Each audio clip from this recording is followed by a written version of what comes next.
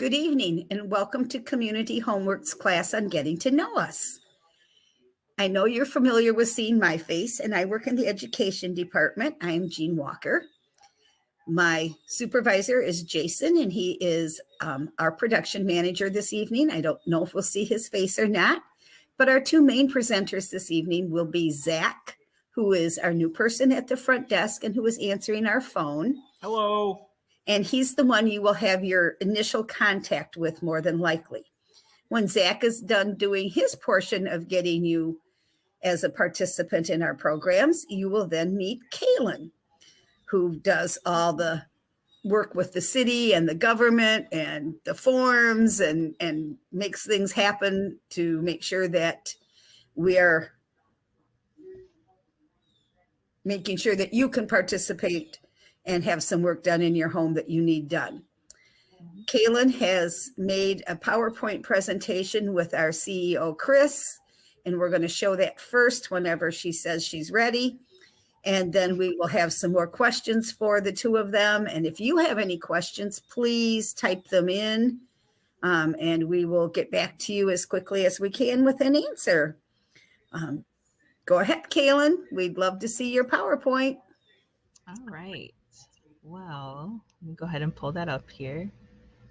All right. Can you guys see that okay? Sure can. Sure can. Awesome. So we'll just go ahead and jump in. Like Jean said, my name is Kaylin Humes. I'm the program manager, and below me is Zach. And that is what's your position, Zach? It's navigation specialist. And / office assistant. Yep. Yes. He's very helpful, and we're so happy to have him on our team. So we'll go ahead and jump into the presentation here, I think. Okay, so first off, just kind of describing who we are. So our vision is, or our vision statement is, we are a community transformed by thriving families and sustainable homes. So our focus is really working on the home itself. We work with income qualified individuals, and we do home repairs. Any of the home repairs that we do have to cause some sort of health and safety hazard. So we don't do any cosmetic work or anything, but we'll come in and do some like furnaces and water heaters, some limited carpentry, electrical work, and plumbing work. It's just got to cause that health or safety hazard to qualify for our program. So kind of like how I discussed before, the services that we provide our critical home repair program. We do offer the education service or education workshops, which you guys are all a part of now and super familiar with, and that's run by Jean and Jason.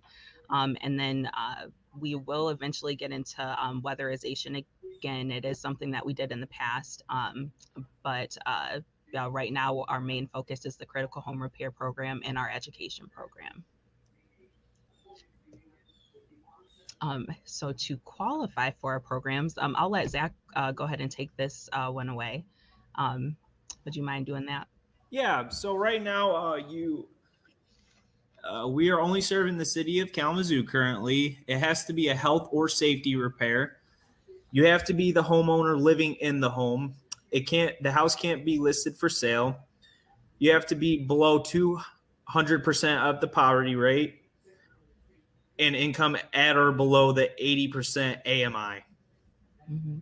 And just so you have a general idea of what the AMI, it stands for the area median income. So for a family of 4, for example, you would need to make $63,200 a year or less to qualify for the program. And then you have everything that Zach listed. 100% correct. So we'll move on to the next slide. Do you want to take this one away too? Yeah. About the application requirements? Yep. So with each application, we do require some documents with each one when you turn it back into us. The application itself, I believe, is only 6 or 7 pages. But when you turn it back in with us, we do need a few documents. We'll need a copy of the deed. We will need a copy of your most recent consumer's utility bill. We'll need a copy of a driver's license or an ID for all occupants in the home over the age of 18. We'll need proof of income for all of the occupants in the home over the age of 18 as well. And we will also need some bank statements for all of the occupants in the home over the age of 18 too. Perfect. And we do have a copier and printer in our office. So if any of our participants do need help getting some of those items copied or printed off, we're more than happy to help out with that. Mm-hmm. And right now with COVID, our offices, we're open by appointment only. So in order to make that, or we will need an appointment to be made in order to use our copy machine, or if you just need assistance, general assistance with the application, just make sure to give us a call first for one of two reasons. One, we want to make sure that somebody's here because with COVID, we are still in and out of the office. And two, we just want to be safe. So we don't want 10 people showing up at the same time and we can't socially distance and all that good stuff. So just make sure to give us a call before you head down to see us.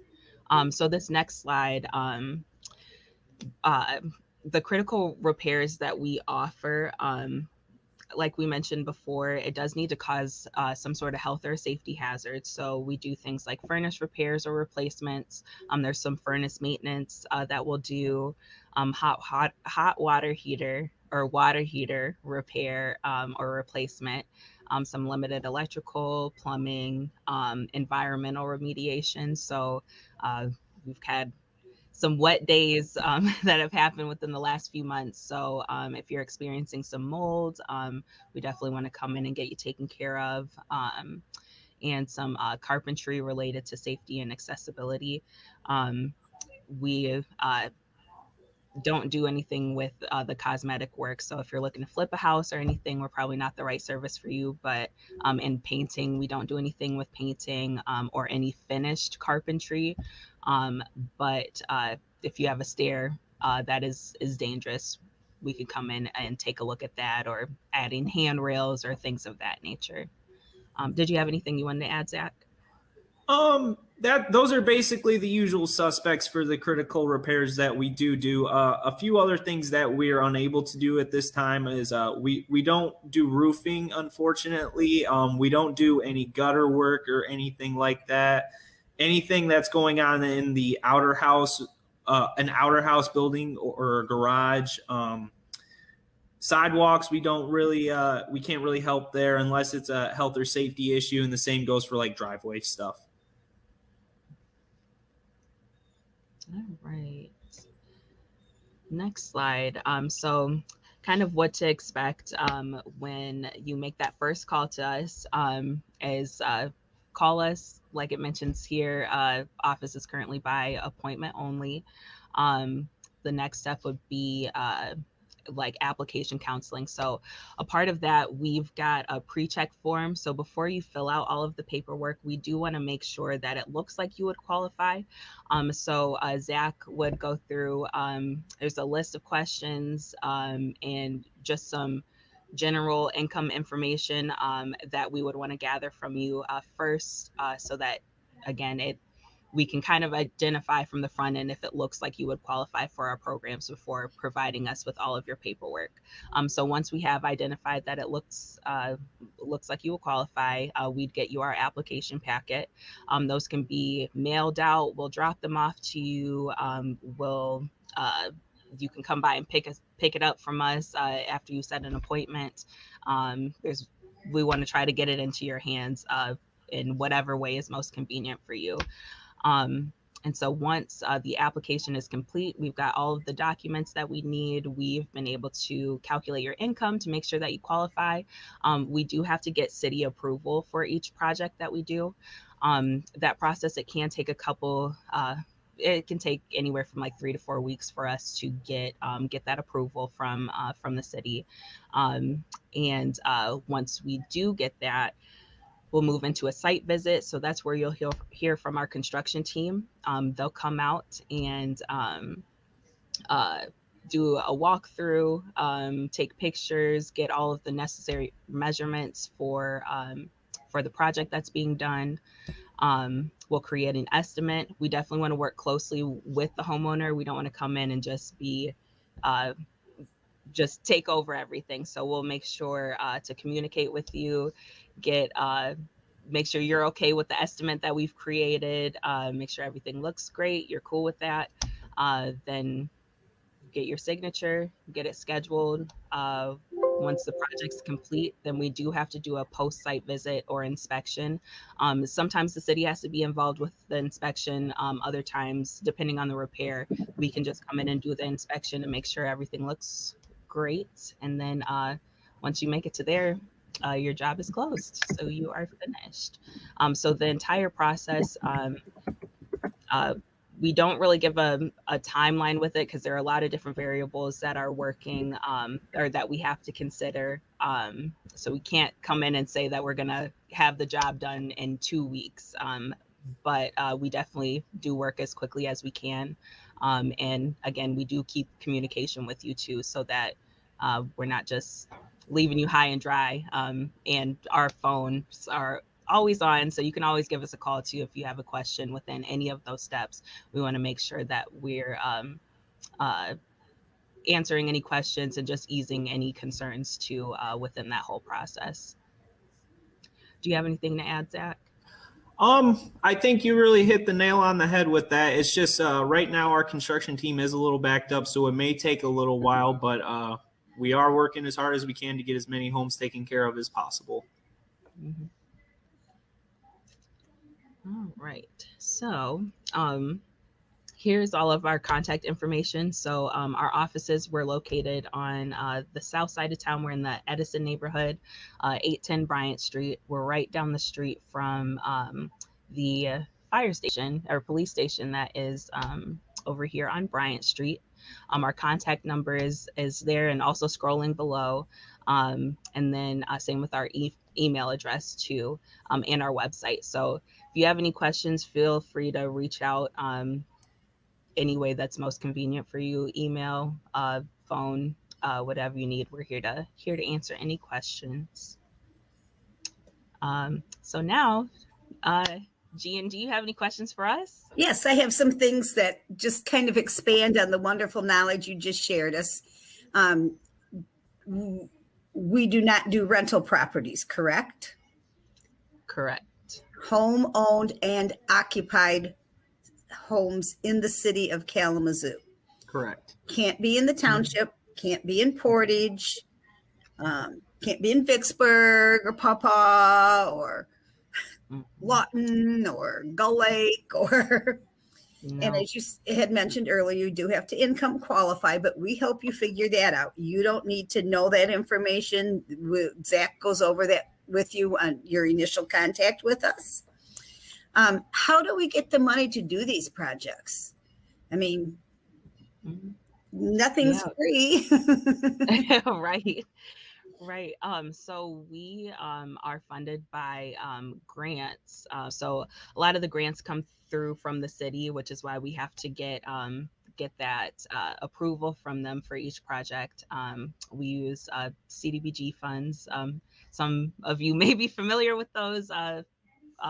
Others that might be new lingo, but that is that's how we're mainly funded. We are trying to get or diversify our funds so that we're able to expand a little bit. But right now, with the funding that we have, that's why the main focus is the city limits of Kalamazoo, and why we do require all of those documents and have to really stick to those income guidelines. So when I want to apply to have some work done, how do you choose which work we're able to provide to our participants? Do they get to choose what's most important, or do we go in and say, oh, did you realize that this needs to get fixed and maybe it's not on their list of things they want done? Or because we want to make sure their home is safe. I understand that. But maybe what they see as their top priority may not be what our construction crew knows is more important? How do we get that all settled out? So usually, I mean, it's a conversation. So we, like I mentioned before, that's why we think it's really important to keep the homeowner in the conversation, because we don't want to come in and just be like, listen, we know you applied for this, but we're only going to do this.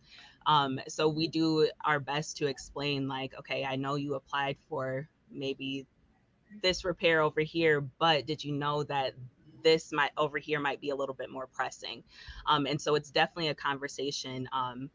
And the beautiful thing too is that a lot of the times we're able to maybe spread out the job within like a couple years. So maybe they apply for something, we find something more pressing to where we have to put whatever was applied for on the back burner. Doesn't mean that we're not going to do it, but it's like maybe we push this until next year so that we can make sure that your home is safe and we're taking care of that most pressing issue. But again, it's definitely a conversation. We don't want to just come in and choose everything, but we definitely highly recommend I mean, our guys are the professionals, and so they know what's going to come up better than sometimes we do. So it's yeah, we definitely have a conversation about it, but we highly encourage individuals to kind of go with our guys' recommendations.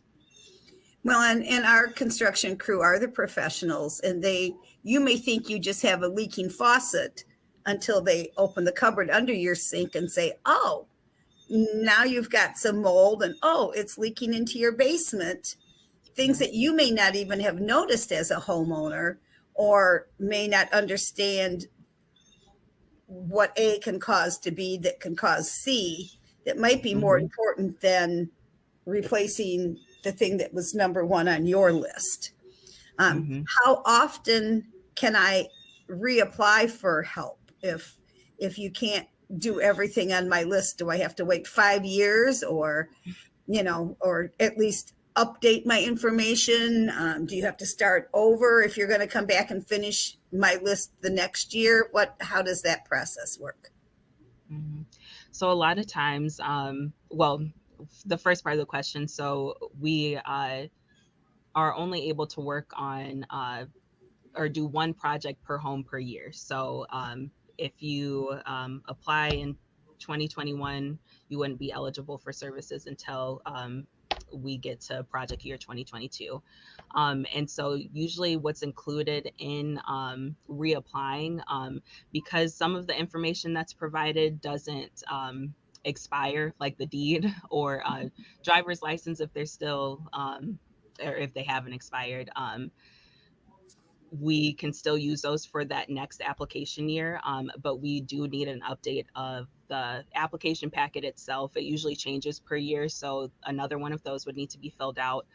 We will need updated income information, and also updated consumer's bill. And I think that is about it. So yeah, we can keep some of it, but a lot of it we do have to update. Right. And you do have to fill out that whole application packet again, because your family composition may have changed, or where you're working may have changed, type of thing. Right. That made me think of another question so you're going to come and you're going to replace my furnace. How do I know who's going to come to my house? Does our construction crew do it? Does a HVAC company come do this? And how do I know that they're the ones that are supposed to be in my house? And how do I know that they are keeping me, my family, and themselves safe during COVID? Yeah, that's a great question. So we have a list of approved subcontractors from the city that we work with. So they've all had to fill out an application, be approved by the city. They have to have all of their licensing in a row. So it's they're legit businesses, and all of our subcontractors too are just really awesome people or really awesome companies. And so it's that communication piece again. There's no part of the project that we would just kind of throw on somebody. So our construction guys are really great about communicating, like, okay, Helmus Plumbing Services is going to be the one at your house. They'll be calling you to schedule. So it's not like anybody's being hit blind, like of just somebody showing up to their house where there hasn't been a conversation before. We do want to get approval from the homeowner to make sure that they're cool with the company that we're suggesting or that we're trying to schedule with. So none of that goes without the homeowner's approval. Then what was it was a multi-part question. I don't remember about being safe during COVID. Oh, okay. So yes, during COVID, we all of our people are required to wear masks. So in the office, we're wearing masks. Out on the field, we're wearing masks. And then most of our subcontractors have that same requirement. And if they didn't, they do for our jobs. And so we do ask them to wear masks whenever they're heading into any of the houses that we've contracted with them to work on. And then we do ask that anyone in the home, if they're going to be in the same area, if they could wear a mask as well. It's just it's something that we ask. Obviously, we don't want to force that if it's not a mandate, but we will definitely be masked up whenever we're in close counters or in people's homes. Well, and I know even as staff, we're wearing masks in the office. Mm-hmm. We're still working from home parts of the week, usually, sometimes pretty much all the time. We're not doing any of our classes in person right now. As you can tell, we're right here on your computer. You can watch us again and again. And we're doing, I think, all we can to keep our participants safe during this procedure. Absolutely. Yep. If someone doesn't qualify for our program, either because of what the repair might be or because of their income or they don't live in the city, what can they do then? I know, Zach, maybe this is a good question you can answer because you get them first. Yeah. So there are a lot of other organizations out there in the area that I will hopefully try to find a fit for you and point you in that direction, whether it's a roof project or something that our in-house construction team or subcontractors can't do. There are other community resources that I can point you in the direction to as well, whether that be if it's Kalamazoo Habitat for Humanity, or KNHS or HRI or any of the other great housing resources in the community. Right. And we do work and keep in contact with those agencies, and sometimes they refer people to us and sometimes we send people to them and hope that, all of the community agencies that work with trying to keep people in their homes and keep their homes safe, we do communicate with each other. We don't actively partnership, so to speak, but we try to help each other out and make sure that people can remain in their homes and that their homes are safe and sustainable. Everybody needs a safe place to live. One of the other components that Community Homeworks offers is the education program, and I have to put in a plug for us too. Right now we are all virtual classes, but if you have a subject matter that you would like to learn more about, you can email that to us on any of those information sites scrolling across the bottom or the slide that appeared earlier. We are trying to do a class every Tuesday evening. They are virtual. You can watch them on our Facebook page or on YouTube. And by doing them virtually too, even when we go back in person, we hope to film so that you can always go back and refer to these classes when you're in the middle of swapping out that light fixture and you go, oh, I don't remember which wire is which. You can go back and look it up. The people that teach our classes are professionals on their own.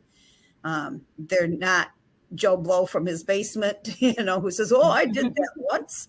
The people who teach our classes do know what they are talking about. The other thing that's slightly different with our education area is that our classes are open to anyone. You do not have to income qualify. You do not have to live in the city of Kalamazoo. If you live in Milwaukee and you're here visiting your cousin, come on over to a class. It's fine. We like to see, anyone who wants to learn something, if this is a class that interests you. I know we have one participant who has a friend that lives in Chicago who wants to learn how to rescreen her windows, and now she can watch it virtually, but she's always said, I'm going to come to that class when I'm in town visiting my friend.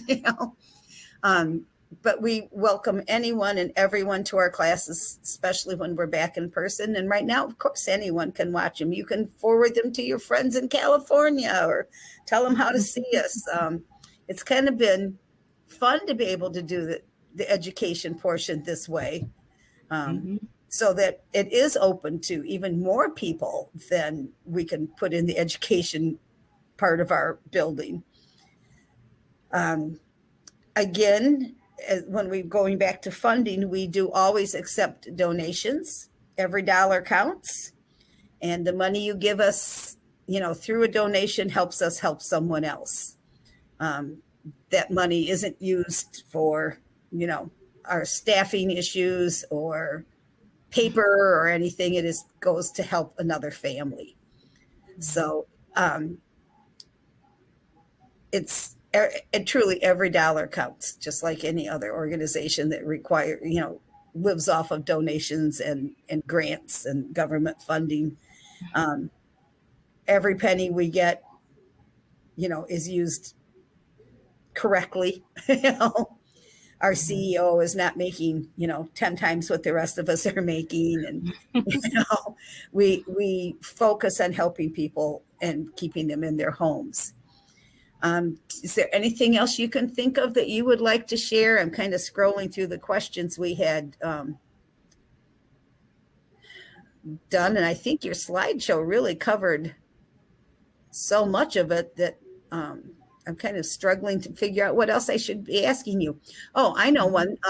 If you have trouble filling out your application, Zach will be more than willing to help you do that. By making an appointment, he can, ask you the questions. He can help you write things out, whatever it is you might need help with. We are here to help you even with the application process. Yep. I'll be right back, team. I'll be right back. Okay. As he said, he can make copies for you. When you need to bring in your required documents, photocopies are acceptable. You don't have to bring us your original deed unless you'd like us to copy it for you. We're not going to keep your driver's license. We're not going to, we make copies of everything and put them in a file that is kept secure. They're right behind Kaylin. You can see them. Like we said, please make an appointment if you need to come in. What else am I forgetting, guys? Just don't ever hesitate to reach out to us. Our phone number has been blasted all over this screen. It's worth a call at least. I'll walk you through the whole process and answer any questions that I can for you, and hopefully we'll be able to help you out. Yeah. We are so glad to have Zach now helping Kaylin. It's helping us process more people.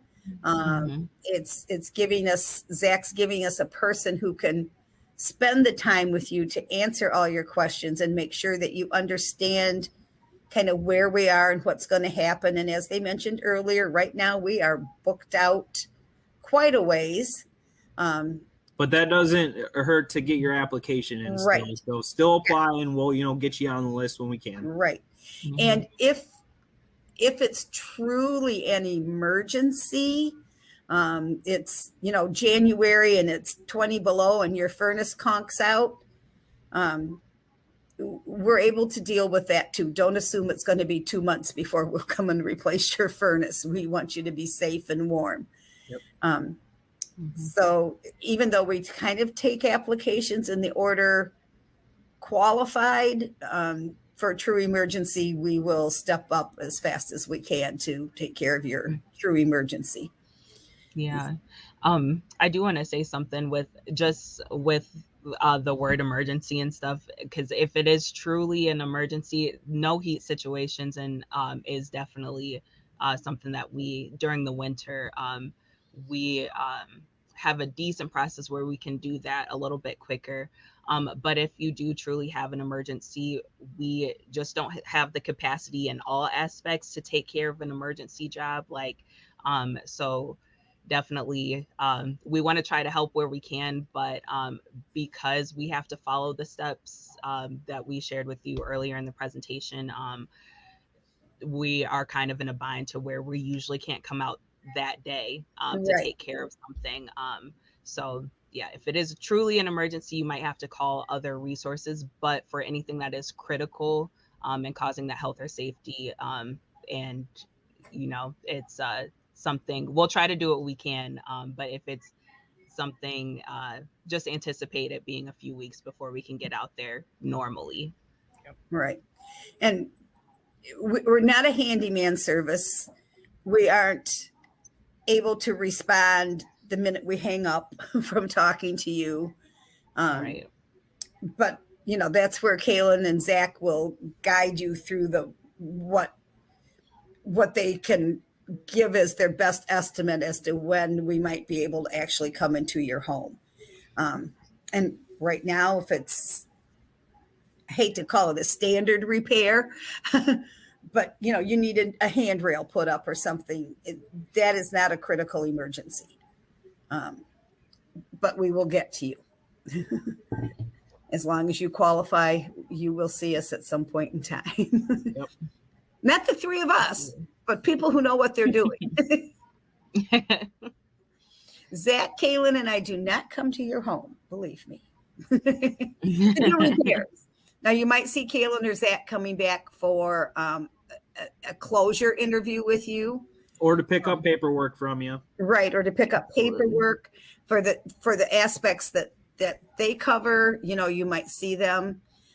We are striving very hard to make sure we come and do an exit interview with you to make sure that you understand where your furnace filter goes in and who to call if the furnace acts up or you don't understand something. And, were you happy with the work? And, did the subcontractor or our construction guys, did they do everything they were supposed to do? Did they leave a mess? Did they cause something else to get broken? And we understand things happen, but was then that fixed as part of this job? If we knock your railing down your basement stairs off, did they put it back? So that we want you to be happy when you're done with anything that we help you with. We want to make sure that that's happening. We want to make sure that, your needs and your, I don't want to say wants, but your needs have been met and that we've done everything we can to help you to make sure that happens. Is there anything else you guys would like to add to this conversation? No, I think we covered everything. If you don't have any other questions for us. Jason, why don't you pop back on just so people have another face that they can meet from Community Homeworks? There's Jason. Hi, Jason. And as I said earlier, we are in and out of the office. So Zach's there every morning, right? So you can you'll hear Zach's voice when you call in for a question. But the phone is on an answering service. So if you want to call 3 o'clock in the morning, do so. You're not bothering any of us, and Zach will hear your message in the morning. Yep. If I do not answer, please leave us a voicemail. I check them every morning, all day, and I try to respond as quickly as possible. Usually it's less than a day that it takes me to get back to you. Most times much quicker. Anything you'd like to add to this conversation, Jason? I know you've been listening. Nope, we did a great job. Thank you all very much for your participation. I appreciate you all. You're doing a great job. And we appreciate you and Kaylin and Zach and the rest of our staff. We have a new construction person working with us right now. His name is Cole.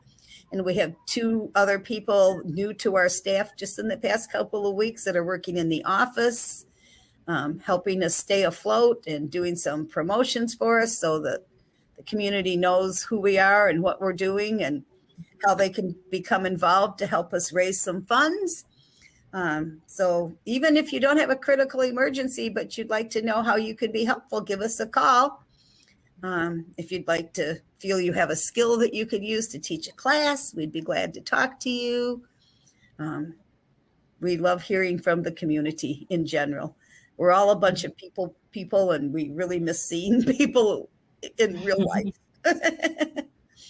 But until then, this works. And thank you for joining us. Thank you, Zach. Thank you, Kaylin. Thank you, Jason. And we'll see you next Tuesday. Bye. Thanks for having us. Yes, Bye. thank you.